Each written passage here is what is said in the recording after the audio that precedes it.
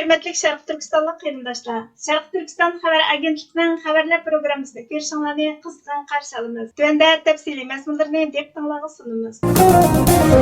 Xitoy Şərq Türkistanda irqiy qirg'inchilikni texmi yoshirun, texmi vahshiy elib berayotgan bo'lib, Şərq Türkistan sürgündü hökumətining yillardan beri oshkorlab kelayotgan Xitoyning vahshiyligiga aloqador qarashlari Xotandagi jazo lagerlari va majburiy emgak lagerlarida vazifa ijro qilgan Xitoy saqchisi Zhang Yaboning Germaniyaga qochib kelib bergan shohidligi orqali isbotlandi. Sharq Turkiston surgundi hukumati 17 aprel kuni xalqaro jamiyatni Sharq Turkistondagi irqiy qirg'inchilikni to'xtatish, Sharq Turkistonning mustamlikadan qutulish, mustaqilligini asliga keltirish ko'rish uchun harakat qilishga chaqiriq qilib, axborot e'lon qilib mundaq dedi. Beijing Sharq Turkistonda atalmış terrorlikqa qarshi turish nomi bilan irqiy qirg'inchilikni yurgizayotganligiga 12 yil bo'lgan 23 aprel kuniga yaqinlashgan vaqtda doktor Adrian Zenis tarafidan hozirlangan birinchi qo'l guvohlik dokumentlari Sharq Turkiston surgundi hukumatining uzun zamonlardan beri arxivlashtirgan va bir necha qitim Xitoyning Sharq Turkistondagi Uyg'ur, Qirg'iz, Qozoq qatorliq Turkiya xalqlariga qarata yurgizayotgan irqiy qirg'inchiligining oxirlashmagan sistemlik turida yoshiringan va yangidan tashkillanayotganligiga aloqador ogohlantirishni jazmlashtirdi. 2014 yilidan 2023 yilga qadar Xotanda xizmat qilgan Zhang Yaboning guvohligi Sharq Turkiston xalqining beshiga kelgan ishlarni ko'rsatib berdi. Zhang Sharq Turkistondagi Uyg'ur va boshqa Turkiya xalqlarining paxta terish majburiy emgakiga selinganligini kuzatgan. Tutqularning doimli qiynash va zo'ravonlikdan kelib chiqqan o'limlariga shohid bo'lgan hamda majburiy emgakka va qo'yib berilgan jazo lagerlaridagi tutqularning rasmiy turmush sistemasiga ko'plab yo'tkilishiga yordam bergan. 2020 yili Xitoy hukumat katiblari barliq qayta tarbiyalash lagerlarining hujjatlarini yo'q qilib etishni buyruq qilgan. Shu yili Sharq Turkiston surgundi hukumati xalqaro jinoiy ishlar sud mahkamasiga rasmiy turda shikoyatini sundi. Sharq Turkiston surgundi hukumatining Cumhur raisi doktor Mamtuminala Efendi Beijing irqiy qirg'inchilikni oxirlashtirmadi, balki texmi voyaga yetkazdi. 12 yildan beri hujjatlashtirilgan vahshiylik va xalqaro harakatsizlik xalqimizni yo'qolishning girvikiga akab qo'ydi. Harakat qilish bo'lmaganda e'tirof qilishning ahamiyati bo'lmaydi. Keskin harakat qo'llangan vaqt o'tib ketyotadi dedi. 2026 yili 22 yanvar kuni Birleşken Devletler Teşkilatı alayda tartib mutaxassislari davlat tarafidan yo'lga qo'yilgan majburiy emgakning Uyg'ur, Qirg'iz, Qozoq va boshqa Xitoy bo'lmagan xalqlarga intayin og'ir ta'sir ko'rsatganligini, buning qul qilish va insoniyatga qarshi jinoyat bo'lishi mumkinligini ogohlantirdi. 2025 yilga kelganda qalaymaqon qo'l qilish harakati rekord yaratib 3 million 400 ming qitimga chiqqan. Faqat Qashqar viloyatidilla 20 ming Uyg'ur va boshqa Turkiya xalq Xitoyning ichkari o'lkalariga majburiy emgak uchun elib berilgan.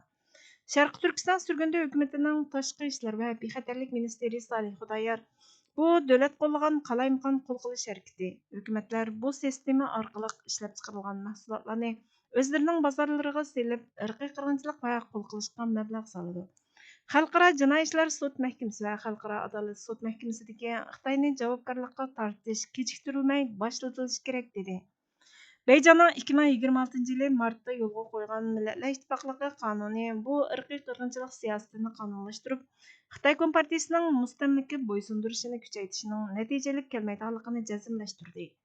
Sharq Turkiston surgundi hukumatining muavin raisi Sayragul Savutbay dunyoviy qurilishlar buni ichki inson haqlari masalasi deb muomala qilmasligi, haqiqiy mohiyatining bo'lsa, Xitoyning necha 10 yillik qonunsiz mustamlaka ishg'oliyatining natijasi ekanligini e'tirof qilishi lozim. Xalqaro jamiyat bizning xalqaro jinoiy ishlar mahkamasiga sungan da'vomizni, bizning mustamlakadan qutulish, mustaqilligimizni asliga keltirish ko'rishimizni qo'llashi kerak. Bunchalik ishni qilmasa, jinoyatga sherik bo'lgan bo'ladi dedi. Xalqaro jamiyat cho'qim mundaq 4 turlik konkret tadbir elishi, ya'ni birinchisi, mavjud majburiy emgakning oldini olish qonunini yo'lga qo'yishi. Xitoy majburiy emgakka selayotgan Uyg'ur va boshqa Turkiya xalqlarini qul emgakiga selayotgan o'rinlarning qul qilish ahvoliga qarata tekshirish olib berish. Sharq Turkistondagi Uyg'ur va boshqa Turkiya xalqlarini qamash, majburiy emgakka selish, Sharq Turkistonning nupus qurilmasini o'zgartirib etish qilmishi bilan shug'ullangan barliq Xitoy katibashlariga qarata nishonliq jazo yurgizish. Uchinchisi, irqiy qirg'inchilik va insoniyatga qarshi jinoyat bilan shug'ullangan Xitoy katibashlarining Xalqaro Jinoiy ishlar sud mahkamasi va Xalqaro adolat mahkamasidagi mas'uliyatini rasmiy surish qilish kun tartibini tuziltish. 4. O'xshash darajada muhim bo'lgani Sharq Turkistonni rasmiy turda ishg'ol qilingan davlat deb e'tirof qilish. Sharq Turkiston xalqining mustamlikadan qutulish, milliy o'z taqdirini o'zi belgilash, xalqaro qonunlarga asosan mustaqillikni asliga keltirishdan iborat tavranmas haq huquqini qo'llashi lozim dedi. Hökumətnin mazkur bayonoti Indias xabarlar turi, Tribunal xabar turi, Asiya xalqaro xabarlari torida 19 aprel kuni təfsili xabar qilindi. Sharq Turkiston mustaqillik harakatining boshlamchilari, Sharq Turkiston surgunda hukumatining qurg'uvchilaridan biri bo'lgan Ahmad Egamberdi 2026 yili 20 aprel kuni bu dunyo bilan vedolashdi. Sharq Turkiston surgunda hukumat Cumhur raisi doktor Mamtimin Ala Efendining ta'ziyanomasini ijtimoiy axborotda o'rtoqlashdi. Ta'ziyanomada mundaq deyildi: Bugun Sharq Turkiston o'zining ulug' o'g'illarining biridan ayrildi. Sharq Turkiston surgunda hukumatining qurg'uvchi raisi Ahmad Egamberdi 89 yoshida 2026 yili attigan soat 12 dan 55 o'tganda Avstraliyaning Adelaide shahrida mangulik ko'z yumdi. U nimaning o'z xalqi tarafidan tortilinganligini tushunib yetgan minutdan boshlab hayotini munu tek kurashga qilcha ayonmasdan bag'ishladi. Sharq Turkistonning mustaqilligini asliga keltirish. U hech bir zaman tavranmadi, hech bir zaman to'xtab qolmadi. Men Rais Ahmad Egamberdini bir lider, siyosiyon va mening yetakchim sifatida tanib keldim. U meni Sharq Turkistonning bir avlodi sifatida shundoq tarbiyaladiki, vatanimiz uchun elib beriladigan kurash hargizmi bir rasmiyat masalasi emas, balki vijdon masalasidir. U bu e'tiqodini turmada, surgunda va uningga ulashib kelgan yillarda qalbida saqlab keldi. Bu uning butkul hayotining o'yishtirg'uchi prinsipi bo'lib keldi. Ahmad Egamberdi 1937 yili 4 aprel kuni Sharq Turkistondagi Beshbaliq, ya'ni Jimsarda dunyoga keldi. U ota-onasidan kichikdilla ayrilib qoldi. Öz o'qishini kuchlik ijtihadda davomlashtirdi. U Urumchidagi Darul Mualliminning Uyg'ur tili va adabiyoti fakultetini tamomladi va keyin Toshkentdagi Tunji Markaziy Osiyo universiteti, ya'ni hozirgi O'zbekiston davlatlik universitetini tamomladi. U o'qituvchilik, axborotchilik va muharrirlik xizmatlari bilan shug'ullandi. Keyin o'z davrida Uyg'urlarning kultural va adabiy faoliyatlarining muhim munbiri bo'lgan Miros va Tarim jurnallarida muharrir bo'lib ishladi. 1969 yili Xitoy doiralari uni millatparvar va vatanparvar qarashlari uchun aksli inqilobchi va yerlik millatchi deb qaralab turmaga soldi va majburiy emgakka mahkum qildi. 10 yilga yaqin adolatsizlik va asoratlik mahbuslikdan keyin u 1979 yili turmadan qo'yib berildi va tezla adabiy va ommaviy hayotga qaytdi. U o'ziga qilinganlarga sukut qilishni rad qildi. 1985 yili u surgunlik hayotini boshlashga majbur bo'lgan va Avstraliyaning Adelaide shahriga yerlashdi.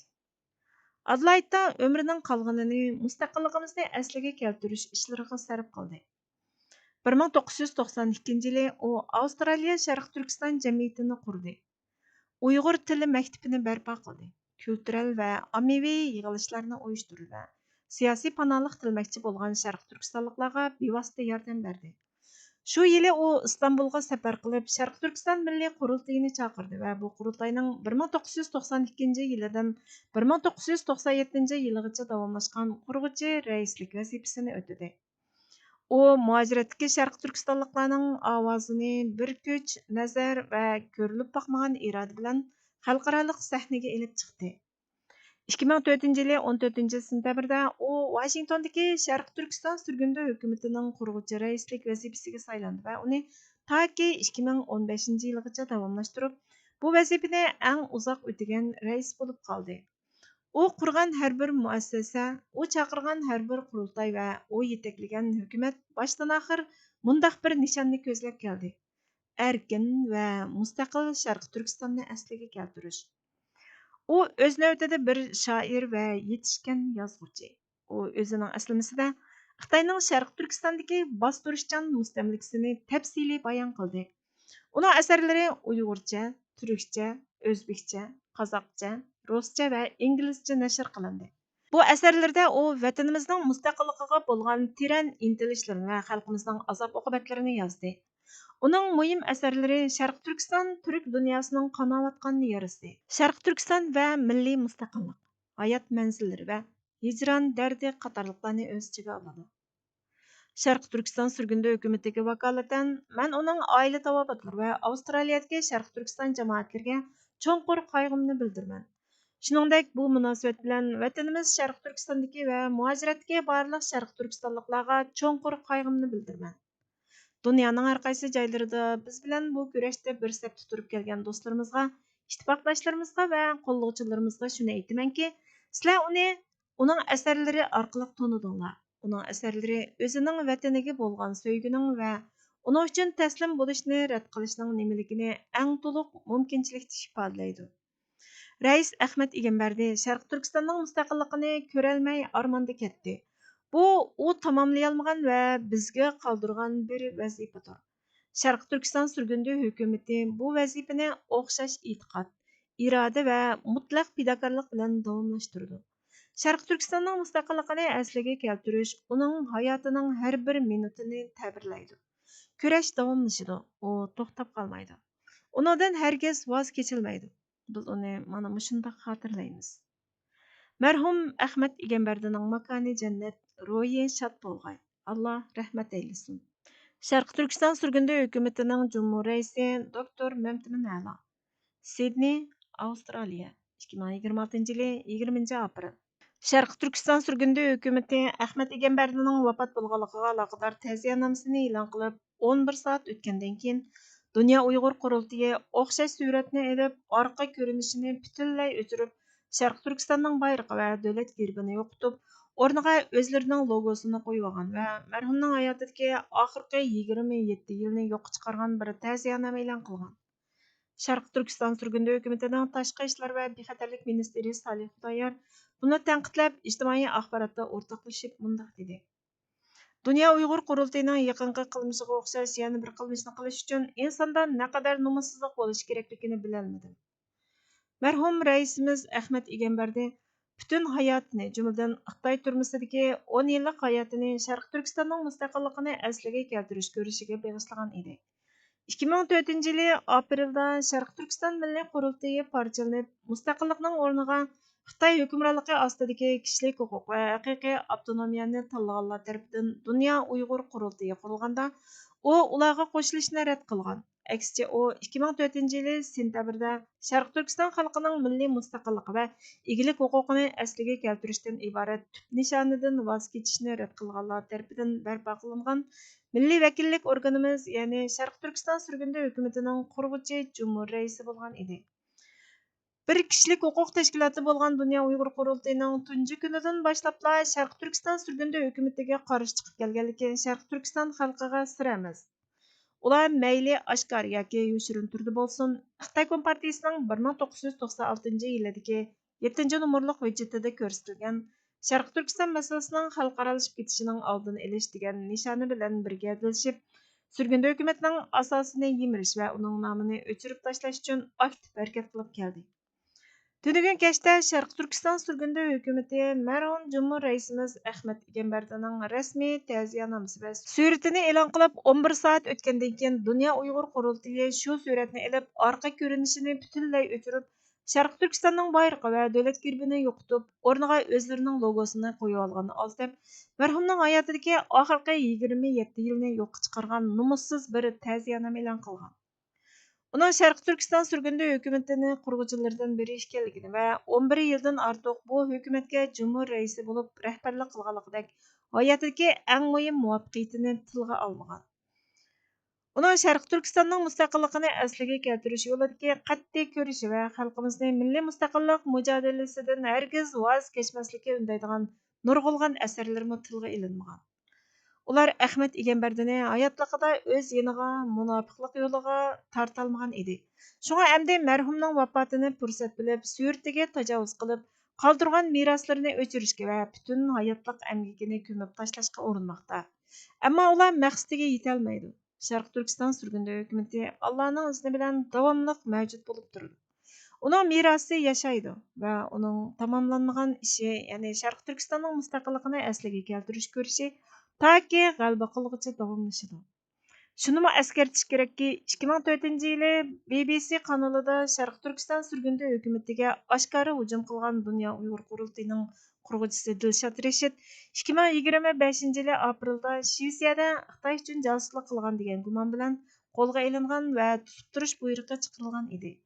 Dilshod Rashid turmada bo'lishi mumkin, ammo Dunyo Uyg'ur qurultiyining bugungi qilmishlaridan shu ayon bo'lyotidiki, u xizmat qilgan shu razil planlar uning bilan birga turmaga kirmabdi. Marhum raisimiz Ahmad Egambardi butun hayotini Sharq Turkistonning mustaqilligini asliga keltirishga bag'ishlagan edi. Dunyo Uyg'ur qurultiyi bo'lsa, bugungi numussiz ta'ziyanomasini shu tarixni o'chirishga bag'ishladi. Tarix har ikkilisini esda saqlaydi. Milliy mavjudligimizning xatar ostida ketayotganligi bir reallik. Ammo bu reallikning muhotabi bo'lgan bizlar buni qanchalik anqirib yetdik? Xatarni kollektiv holatda qaysi darajada sezib yashayapmiz?